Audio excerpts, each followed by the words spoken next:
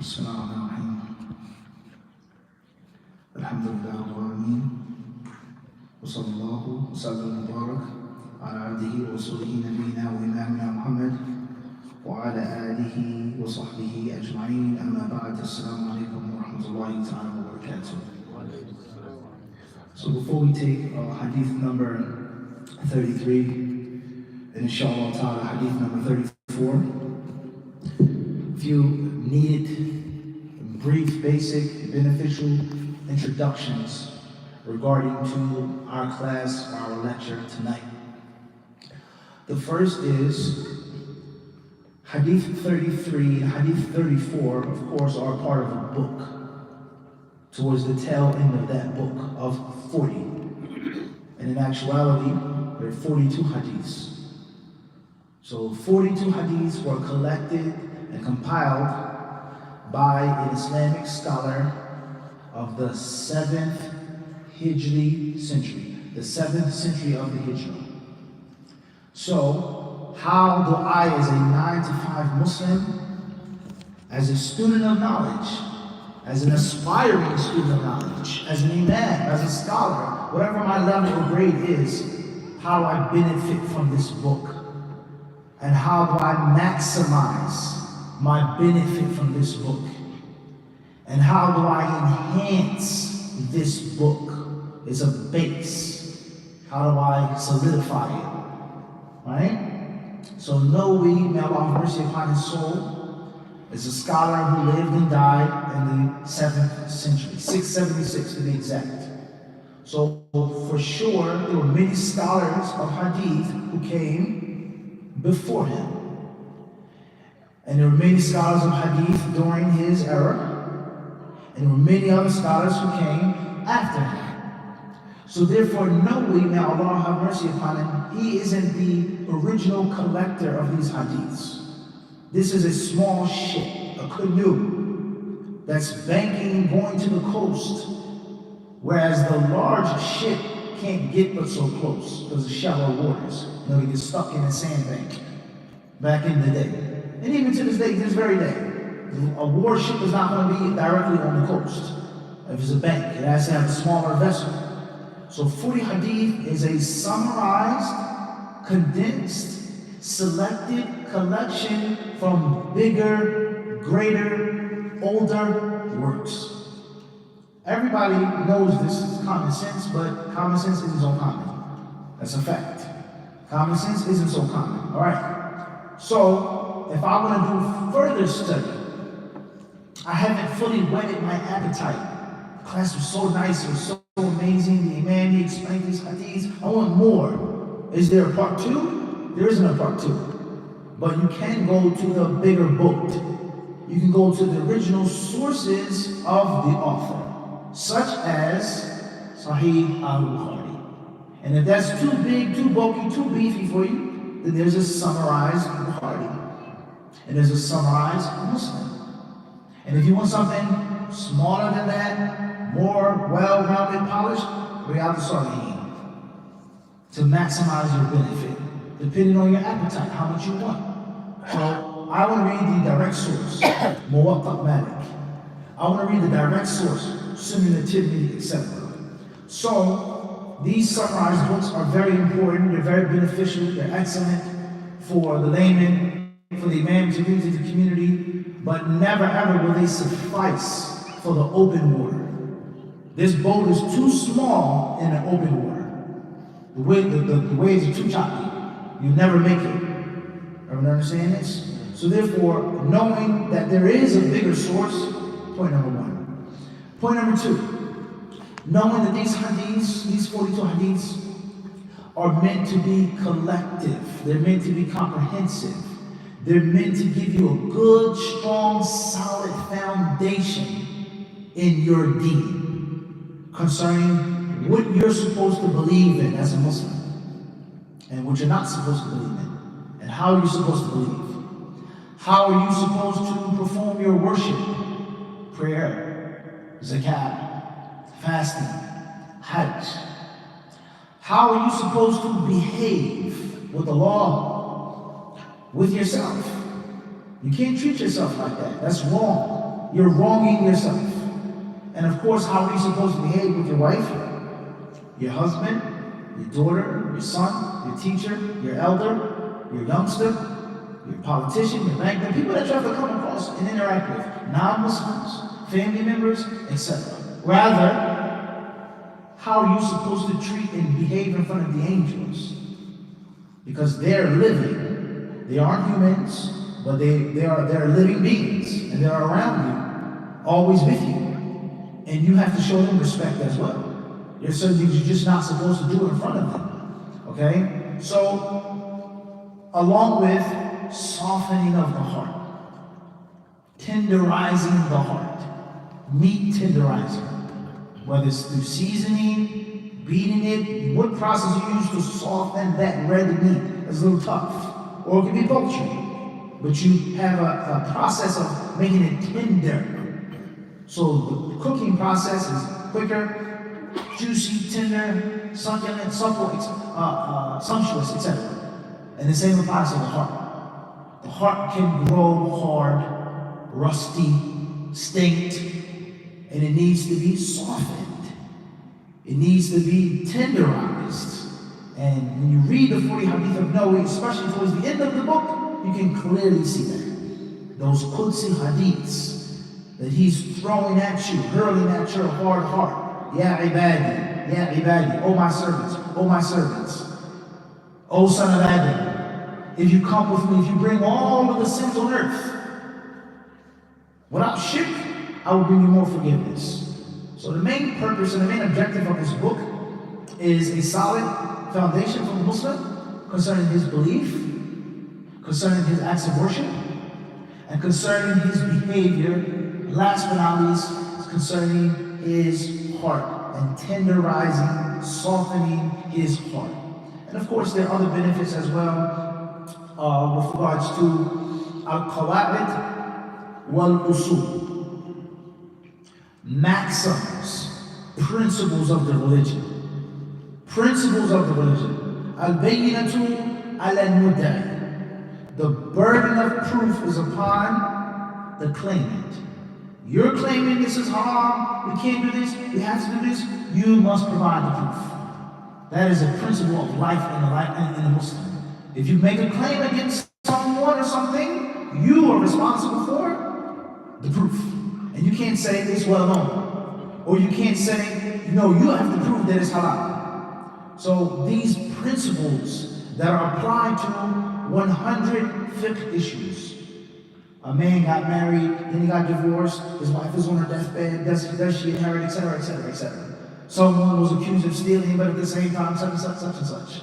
The judiciary issues of Islam, rulings. So Nawawi's book is going to cover those main themes.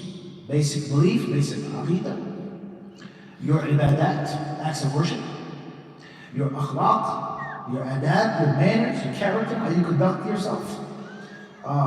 Tenderizing the heart, softening the heart, and of course the principles, the maxims. This is a cornerstone in which we can use this one principle to discuss an issue which we don't have a specific proof for in the year 2023. Something has popped up or something has come that didn't exist back then. But we have a what? This qaida, this principle to say it's permissible or it's impermissible based off of this. So these are the main objectives of 40 Hadith of Nawawi. Moving forward, if you can memorize those hadiths along with the proper explanation, then you're ahead of the race. If you know those hadiths by heart, some of the benefits, some of the tangible benefits of knowing the hadiths by heart, number one, is that you'll never ever have to prepare for a khutbah another day in your life. Literally. The man's sick, he passed out, something, we have no one else, you have to do the khutbah right now, Abdul-Jabbar. Oh my God, you're nervous, you're shaking, burns in your stomach, sweating bullets. عن أبي هريرة رضي الله عنه قال رسول الله إنما الأعمال بالنيات. You've read the explanation, you've been taught the explanation, simple, basic, right to the point. You'll never have to prepare for a khutbah a day in your life. A class, a reminder. Don't look at it as being far-fetched. You're just an average person today, right now. You may be in the airport, You may be on the airplane. You may be on the train. You may be stuck. It's a storm. You can't leave. Everyone's stuck. And the people need to pray or they need to hear something. And you happen to be the most religious person in the room. Fortunately and unfortunately, but it is reality. So right now, you're the sheikh. You have a beard. It's not the biggest, longest beard, but you're more religious than me. Right? So therefore, we want to hear something. But if you have the 40 hadith, it's what? Simple. Inna halal bayyin, wa inna haram bayyin, da da da da da. Simple, basic, concise, with the authentic proof and evidence. Also, having the knowledge of those 40 hadith, without a question, it will, inshallah ta'ala, minimize the fights and the arguments among Muslims. Just knowing of them and what they mean will minimize the fighting and the argument. Muslims are going to fight and they're going to argue. That's inevitable. We mentioned this last week. That's what's good about. However, with the proper intention and with the proper knowledge, we realize no doubt we can minimize the arguments. So right now there's 20 masjids screaming and fighting and arguing with each other. If you really look at what they're arguing and bickering about, you can minimize, you can take it down to just 5. 5 people screaming at each other's throats is bad, but it's better than 20. And then among those 5 masjids, we can weed out the people who should not be talking, who shouldn't be involved in these things. The level-headed people, learned people, experienced, really influential movers and shakers can sit down at the table and discuss it. And we may still differ, but it's much better than what it was before. And that is because what you're trying to do, what you're calling to, what you're saying the masjid has to do or is allowed to do is clearly against the agreed upon principle. These are based off of intentions. And you're telling me that you can lie to the people and trick the people? No, we can't do that. The lawful is clear, the haram is unclear. Between the two are gray areas. So therefore, I'm not saying you're wrong, Abdul Jabbar, but on this, I'm going to step back. Because it's unclear to me. I never said it's wrong for you, but I don't get it, I'm not going to involve myself in it. The argument is done. Instead of you saying, why won't you help me? Why won't you support me? Why won't you come? No, I'm not saying it's bad, but it's great to me. Get the point I'm trying to make? So our lives will be of better quality when we know these hadiths, when we know the principles, right? We can live in a greater harmony. That's the point that I'm trying to get to. And of course, greater than all of this, Allah says in the Quran, Allah's good pleasure is better than all of the things in Jannah. You being a better Muslim. You being a better quality Muslim. You being a stronger believer.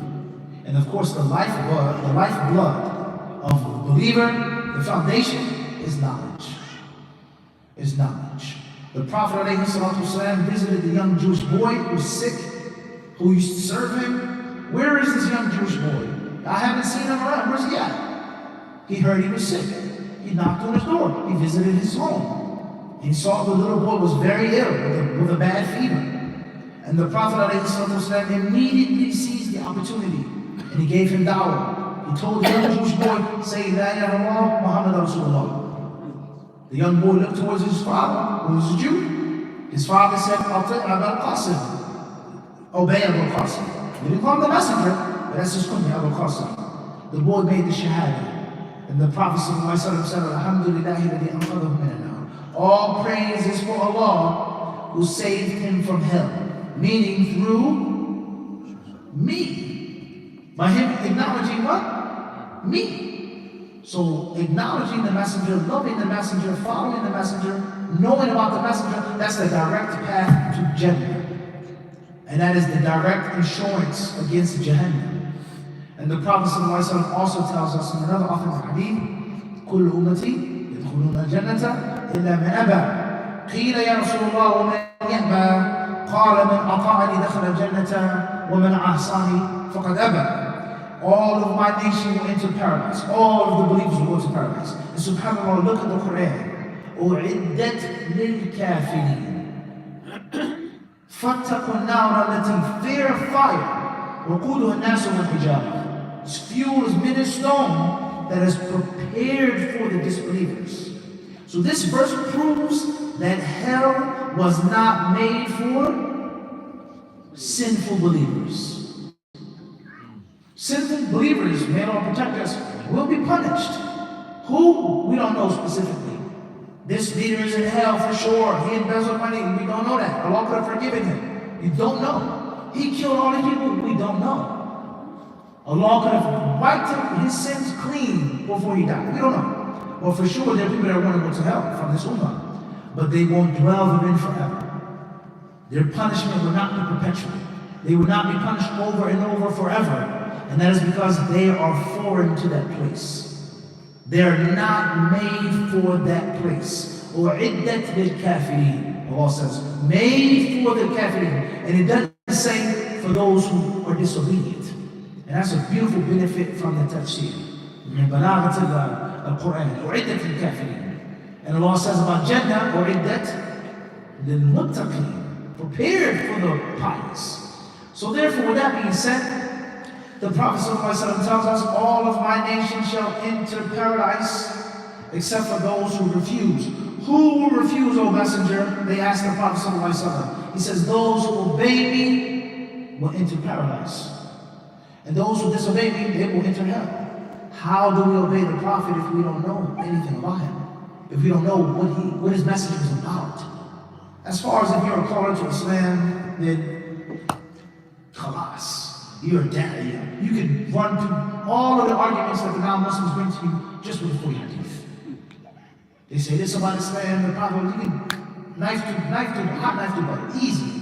You can cause sinful Muslims through those 40 hadiths. You can have out your children. There's so much good that comes from this blessed book, based off of how well you know it, how well you learn it, how many times you read it, so on and so forth. And if you can't memorize all hadiths, then at least familiarize yourself with those hadiths. Be familiar with them. All right? Okay, inshallah. All right. So with that being said, the last thing is I have a full explanation of full hadith of Nawawi.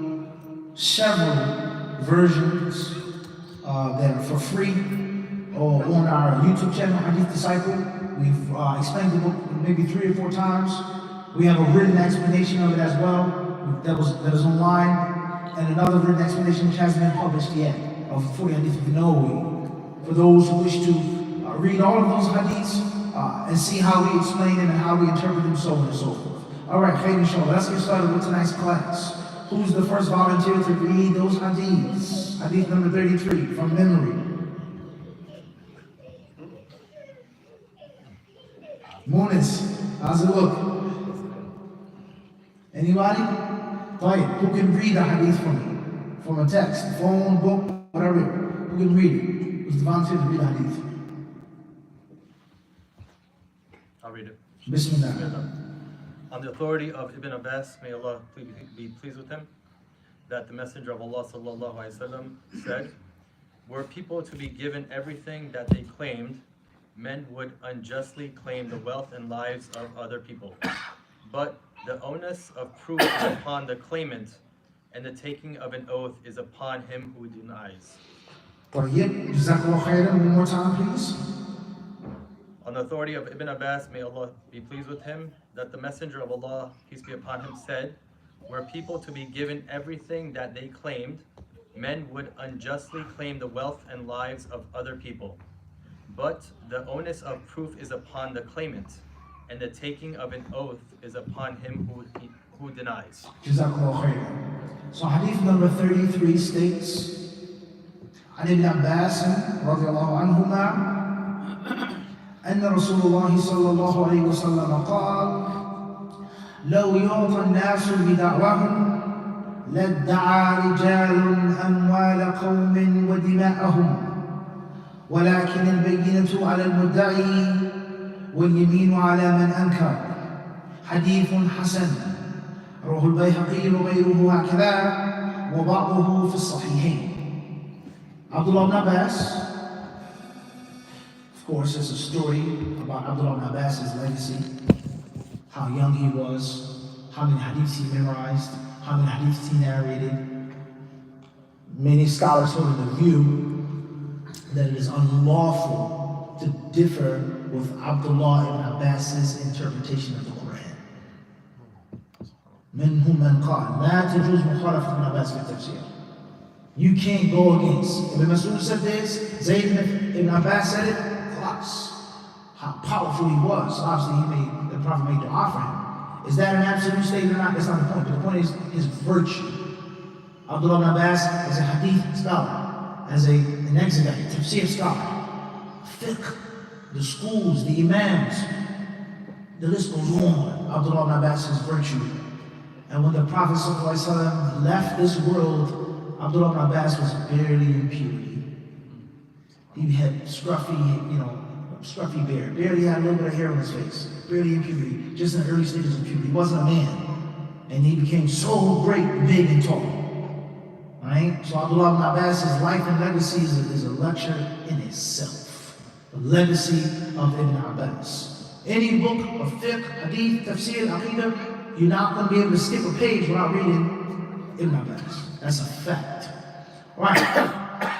He narrated that the Messenger of Allah said, لَوْ يُعْرَفَ النَّاسُ بِدَعْوَاهُ. If the door was left open, if there was no security, no vigilance, no one saying stop, everybody would run in and out as they pleased. Let the people would make claims, you owe me money, you owe me property, you slandered me, this is mine, gimme.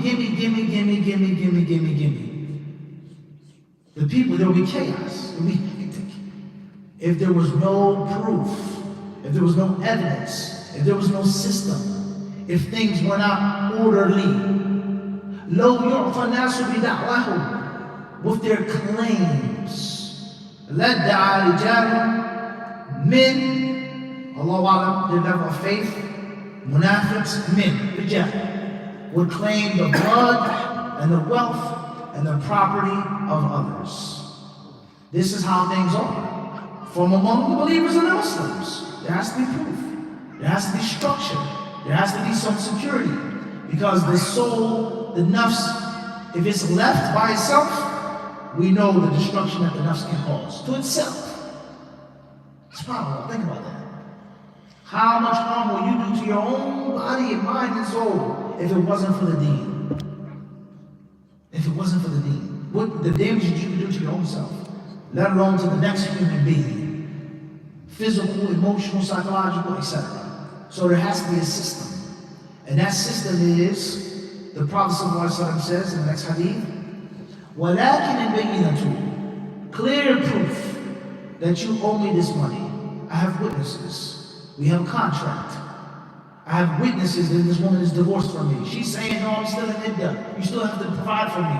You're not my wife anymore. I divorced you on this date because I made witnesses. We have it recorded, written down. We have a contract with your signature, signed here. And subhanAllah, if you just look at Western society and its influence on the Middle East or the Far East,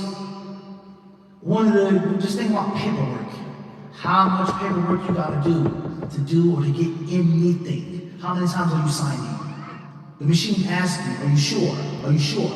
Do you agree? That way it's no claim afterwards. I didn't order this. No, you did. You clearly signed it, and that's why they force you to check the box. I have read all of the above. Is this not the case? That way you are responsible for knowing what you're signing towards. So any claim that's made afterwards, sorry, you signed it, you allowed this purchase, you allowed this one-time payment. The bank asks you to the cents, not the dollars, and 23 cents. Do you sign off for this one-time payment?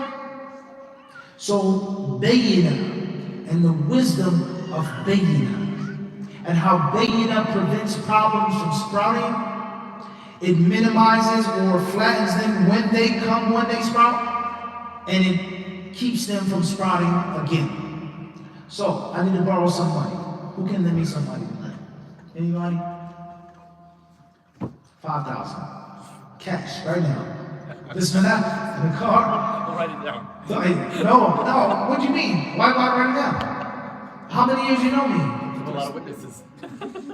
But I don't want them to know how much. It's me. You don't trust me? You think I'm gonna spend your money? I love you, but we gotta write it down. Because later on, he says, look, where's my money?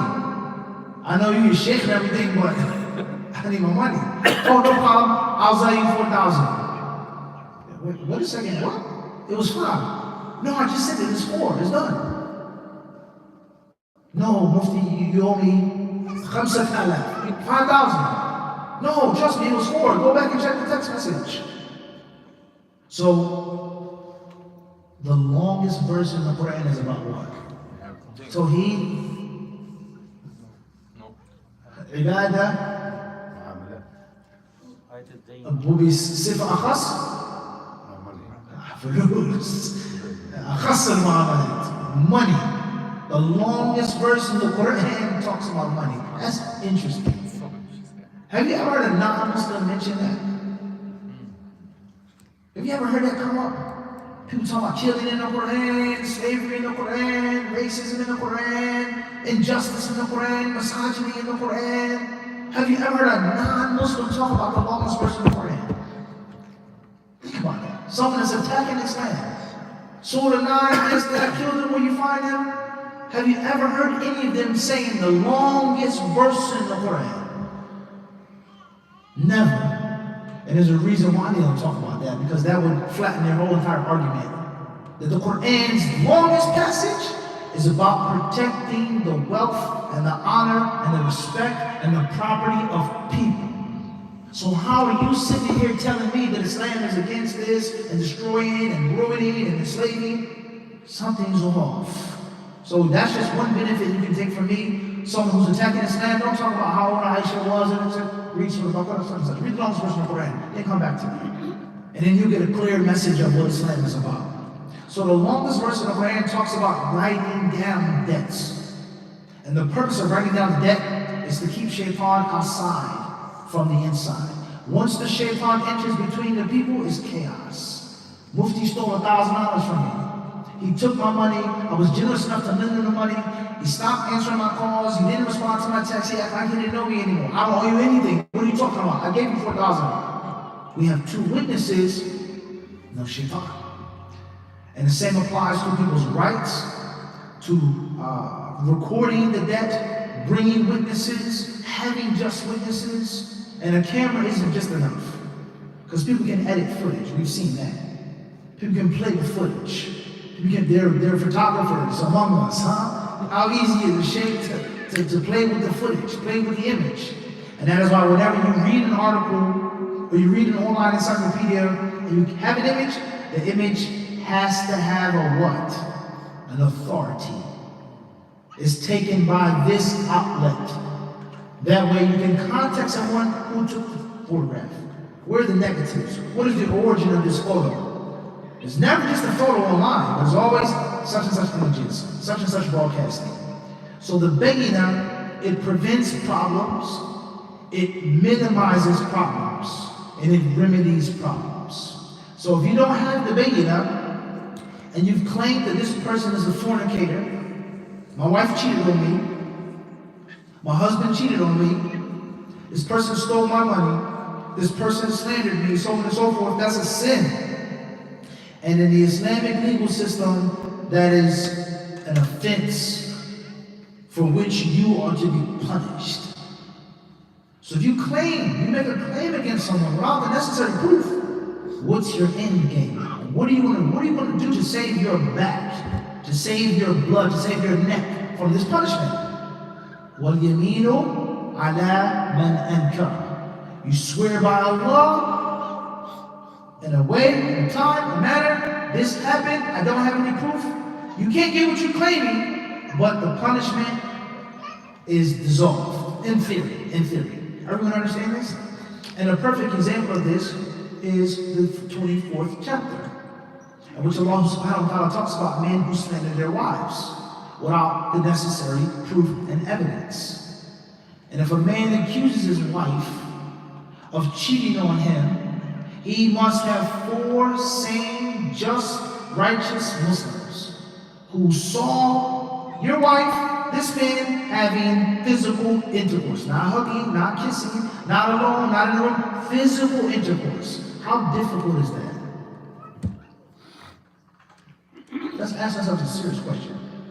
It's difficult. That's why it's called cheating. Because you're cheating. You're sneaking, you're hiding, you're this and you're that. So for the husband himself to find out, he went to her phone, he hacked her phone, she hacked his phone, right? Let's be realistic. I hired a private investigator, a detective, to legally trap my wife. She's here, she's there. I put a tractor under the muffler. Wait a second, Motel 6, Route 40. Whoa, wait a second. 46 East, what are you doing? You told me you were home with kids. Something's off, right? So it's difficult enough for one spouse to prove, to see with his own eyes that his spouse is what? Cheating, right or wrong? So what is the difficulty of what? 4. And how embarrassing is that? It's already hurtful enough for you to see the act. 4 men from the mass shooting down see my wife naked as well, sleeping with another man. It's a big problem, right? Look at the beauty and the wisdom behind this. Imagine if the only thing you needed to accuse your wife of infidelity was, I saw her. Take my word for it. What would the people's marriages be like? How often will people accuse their wives and their husbands of, you cheated, you're there? No, I'm in the masjid. What are you talking about? Somebody sent me a video from TikTok. The guy's girlfriend calls him on the phone. He tells his boys, hurry up. They put the pillow behind him, a curtain, and he's like, he wakes up, yeah. She said, where are you? So I'm just waking up. She said, okay, take care. Hang up the phone, they take the stuff from the back of him. You get the point I'm trying to make? That anyone can make any claim unless you have clear proof. And when the door is wide open for people's claims, there is chaos. And as they say, God isn't the author of chaos or confusion. The deen is not a religion of confusion. It's not a religion of chaos. So let's get back to the statement now. 4 witnesses now.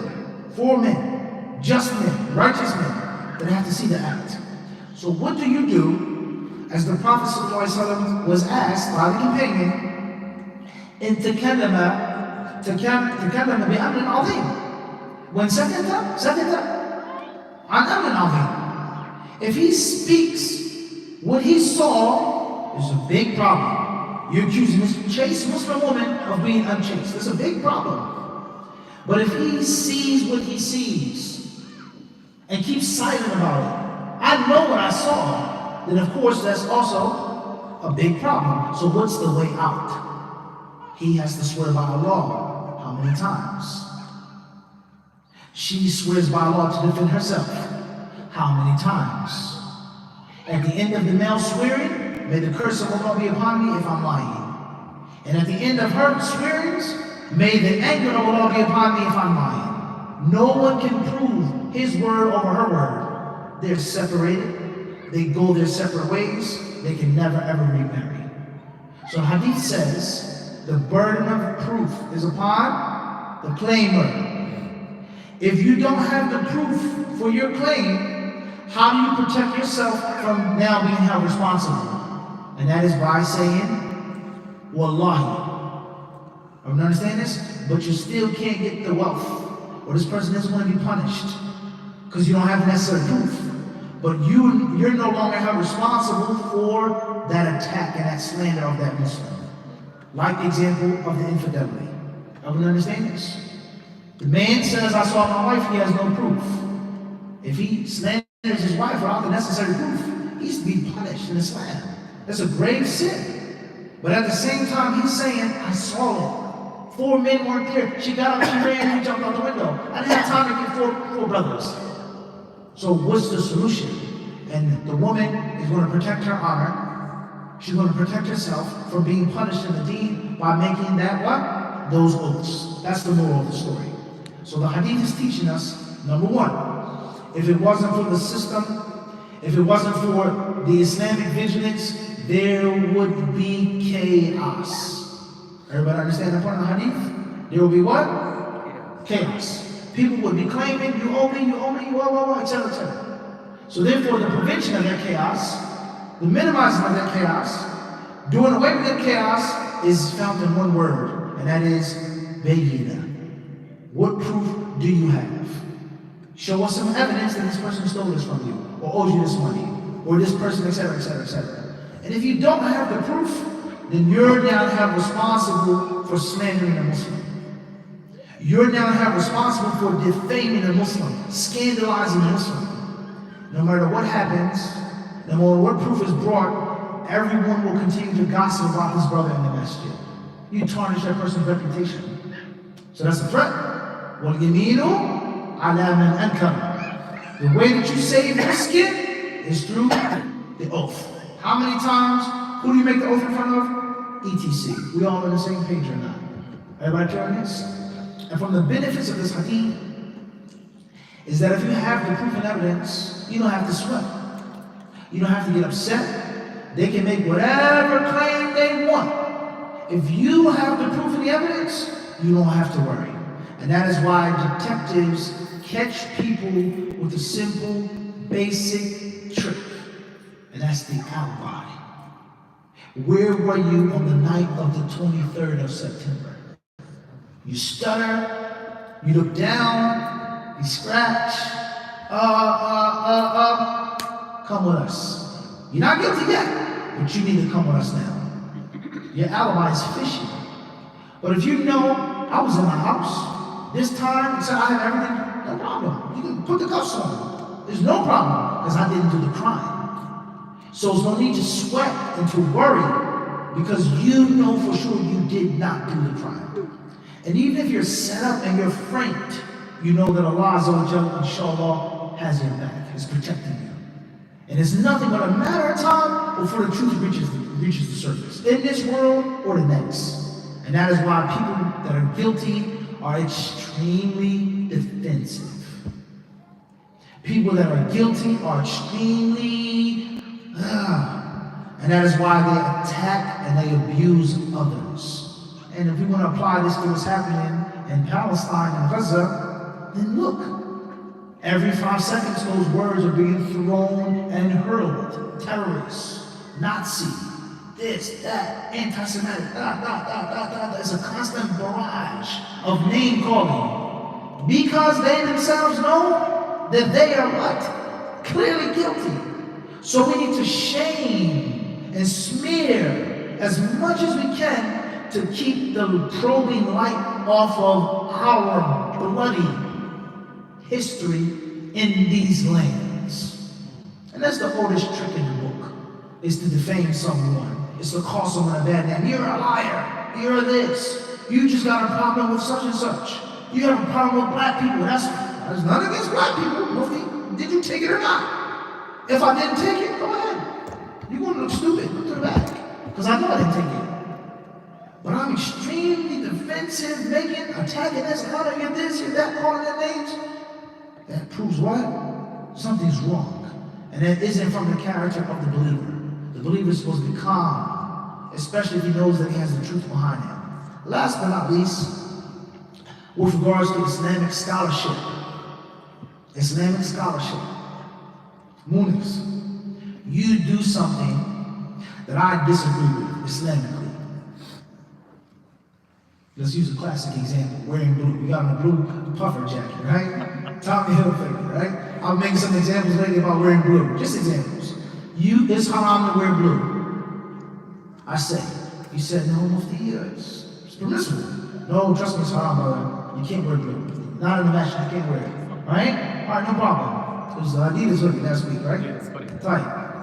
So, if you've read the Hadith Munis, if you read what the 4 Imams said, if you read the Fatawa, Muslim men are allowed to wear blue. There's nothing wrong with wearing blue. The Prophet, etc. If you know, then you're not going to get what? You're not going to be rattled. And you're going to be confident. But if you didn't read, you don't know, and I'm saying blue is haram, you can't wear blue, then you can get what? Doubtful.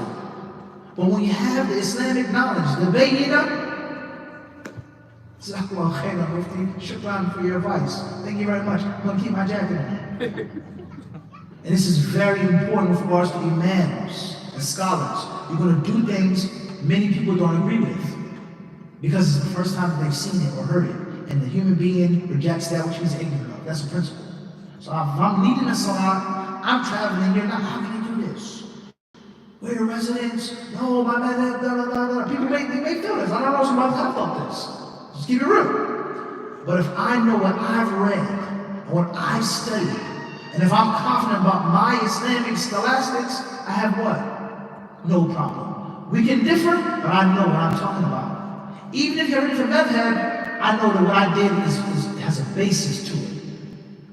Everyone understand this? And the Islamic teacher, the Islamic scholar, the Quran teacher, you have to have confidence. It's like sports. It's not about your physical talent and skill, but it's about the confidence that you play with. The poise to win. Alright? So the bayina is beneficial in every single aspect and in every single realm. Alright, Jazakumullah khairan. Let's briefly move forward to the next hadith. We're supposed to stop at 9. Sorry about that. Just want to give some more examples, a little more depth. You can get a simple basic explanation anywhere from anybody. Right? Right. Hadith number 34. Fadl Atif.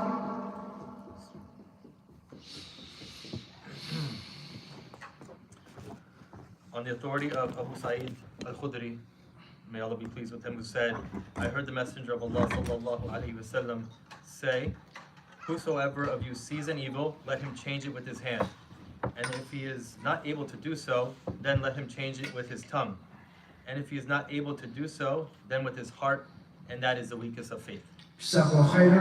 عن ابي سعيد الخدري رضي الله عنه قال سمعت رسول الله صلى الله عليه وسلم يقول من راى منكم منكرا فليغيره بيده فان لم يستطع فبلسانه فان لم يستطع فبقلبه وذلك اضعف الايمان رواه مسلم. Abu Sa'id al-Khudri رضي الله عنه narrates, I heard the Messenger of Allah sallallahu alaihi wasallam saying, whoever sees evil must change it with his hands. If you're incapable of changing it physically, then speak out against it verbally. Do not remain silent. If you can't talk, your voice isn't reaching or whatever the case may be, then at least, hate it here and never justify it. Never demonize the victim. And of course, that's what's happening right now in Palestine. And that's why they ask you that question first. What do you say about October the 7th? That's all we need to know. Do you condemn them for their attack on October the 7th? Forget this, that's the first and most important question. The moment you buckle, you've lost the debate. You've lost the argument. Why? Everything that happened on October the 7th, or the 7th happened, because we don't know, we weren't there. Is everything halal? Is everything from the deen? That's a yes and no. That's not a discussion. But you want me to make the people who fought back, who resisted, into the aggressors and the predators against the prey. That's what you want. And once you paint that narrative, you push that narrative even further, it's done in the discussion. And everything that's done out of retaliation is justified. And from that is the simple, easy slaughter of over 15,000 people, just like that. From that is attacking civilians, hospitals, this, refugees. Because October 7th, did you not see what they did? Did you not see what happened? And that is why all reporters, they start and they end their debate with that one question. Do you condemn them? That's all we need to know. And if you do condemn them, we have a green light because we're acting out of self-defense. So the munkar, I'm too weak, I'm scared. I don't want to get locked up. I don't want to die right now. I want to live. I have a family, I have a wife, I have children. I can't go and do this, etc. It's too far, I can't get there. But at least in your heart, you cannot justify the evil. And you cannot make an excuse for the evildoers and demonize the person who is a victim. And of course, that is the weakest of what?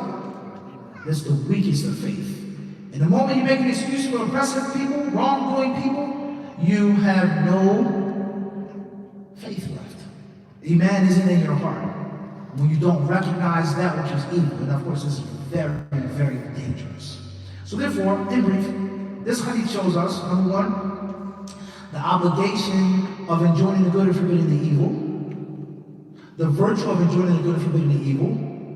Changing things with your hands is a sign of strong faith.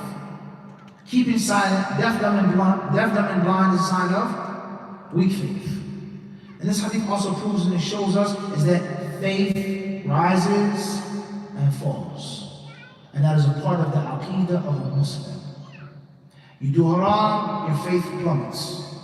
You're up at night praying, making dua, your faith ascends. That's a part of our faith, our aqidah, is that Iman fluctuates. And over time, or in the past, you've encountered different groups that have perverted views, perverse views concerning this. And that is why we call people who do sins kafir. Because you either have all of faith or none. And that is why it's very widespread. One of the most widespread innovations in the Muslim world, unfortunately, is the innovation of irja, is that faith is only in the heart. You see me drinking liquor and alcohol, you say, brother, that's haram. Faith is what? In the heart. You can't judge me. Here, I'm a believer. Faith is in the heart. Believing that that's the only place where the faith is. And that the one's physical actions aren't a part of faith, aren't a part of Iman. That is widespread in the Muslim world. And that is why we have so many sins, acts of disobedience, let alone plain out secular Islam. Because of the belief that faith doesn't what? Rise and everyone knows this. When you pray, you make hajj, how do you feel? When you make umrah. You're in front of the Kaaba, how do you feel? Honestly, be honest with yourself. You're not wearing any clothes, you have 2 pieces of, how do you feel? How clean and pure do you feel? How proud are you to take that selfie? And then when you don't pray, unfortunately, you smoke, you drink, you disobey your parents, whatever your sin is, how bad do you feel? Do you feel strong? You know that it's wrong. You know that, oh, man, this ain't right, I gotta stop this. You know. So everyone knows the reality that faith grows stronger or weaker. Alright. So this hadith shows us is that number one, it's obligatory to enjoy the good and forbid the evil. Number two, there are levels to enjoying the good and forbidding the evil. And number three is that faith rises, faith falls. If you can't change it, then at least hate it in your heart. You are not allowed to have no hatred towards evil, even if you're too weak to change it and to stop it. Now there's a story behind this hadith, and there's further context behind this hadith, which we don't have the time to mention right now, which is very beneficial. What's important is, enjoying the good and forbidding the evil has its rules. There are times in which you cannot keep silent. I have to say something. I'm sorry. Even if it's going to hurt your feelings. I'm sorry. It's haram to wear blue. Period. I'm sorry. And then there are other times in which I can advise him privately. Me and him. Sorry, how you doing, man? Here, have some tea. Can I talk to you for a second? Don't take it the wrong way, Sheikh, but I got you a new jacket. You can't wear that way. Why not? The Prophet said, he who wears blue, etc., etc., etc. That's personal nasiha. But if he's coming to the masjid every day wearing blue, and then he starts wearing it, the younger guys start wearing it, I have to do what now? I have to speak about it regardless of his feelings. And many people, they mix between enjoying the good, forbidding the evil, and personal advice. And they're two different worlds. Everyone understand this? And the ma'ruf, last benefit that we'll take tonight, we spoke about this last night, people translate it to mean enjoining the good and forbidding the evil. But in reality, the words that are mentioned is ma'ruf and munkar. Kuntum khayra ummatin ukhrijat linnas. These are Quranic terms as well. And the word ma'ruf doesn't mean good. Ma'ruf literally means that which is known. And munkar means that which is rejected, that which is unknown. So things that are supposed to be known in the sound mind, in the pure fitrah, and in the deen. and things that are evil, bad, negative, according to the pure fitrah, sound mind, and the text of Deen. Alright? So therefore, we need more time to speak on enjoying good and forbidding evil. That's a series of lectures. Not one lecture, a series of lectures of the rulings of enjoining the good and forbidding the evil and the harm of not doing so. And this is one of the reasons why so many different catastrophes have befallen the Muslims. As Allah tells us about Bani Israel, they were cursed. They were doomed and they were damned. One of the reasons why they were doomed and damned is because they kept silent upon the evil. They let it spread. And they let the evil people take dominance, and they made the righteous people weak and inferior. And that's what has happened in the Muslim world today. You go to a Muslim country, somebody will make fun of you for doing the right thing. They'll laugh at you. They'll look at you and you're the weirdo. You're the extremist. You're the this. And they'll call you bad names for doing basic stuff. You pray in the airport. How many Muslims will look at you funny? And if you don't believe me, go to Six Flags, Muslim Day, or go to a place in which, just and you make salah, and you see how people are like, why are you praying? Why are you dressed like this? I'm just a basic Muslim. So the people of sin and the people of evil, they've become the dominant ones. And when you speak out against the evil, you're the harsh, extreme, mean, Islamist extremist. And one of the reasons why this has happened is because the people who do know and the people who do have the piety have kept silent out of fear or embarrassment. Out of embarrassment, they've taken that soft, passive, backseat spot, and the people of evil have become the what? The dominant, aggressive ones. And the moment one brother comes into the masjid wearing a blue jacket, and I don't say anything about it, it's normalized. The next thing you know, a second, a third, a fourth, a fifth, and as time goes on, it's now unchangeable. Everyone understand this? It's now unchangeable. I remember in Medina, when people started wearing really short shorts, men, really short shorts. We call them tennis shorts, Arthur Ashe shorts, really short shorts. Their legs sticking out, hairy legs, quads, really short shorts. And the people would say stuff. You can't walk like this. You can't enter the masjid like this. Cover up. No one wants to see your hairy legs, my wife, my daughter, etc. Have some shyness, have some shame. And they would. But as the time went on, and people start talking, they start making more attacks on the moral police. More and more young men started what? Wearing those types of shorts until it became basic standard. And no one can change it now. So that's a punishment from Allah subhanahu wa ta'ala with regards to not taking the necessary stance when you had to from the beginning. That's all I can say. There's much more to be said about enjoying good and forbidding the evil, and its benefits for our lives in this world, let alone thereafter. Alhamdulillah Rabbil Alameen. Sallallahu alaihi wa sallam wa baraka ala Rasulina nabina wa imamina Muhammad wa ala alihi wa sahbihi ajma'in. If anybody would like to ask a question, they can do so now. Bi'idhnillahi ta'ala. The brothers, if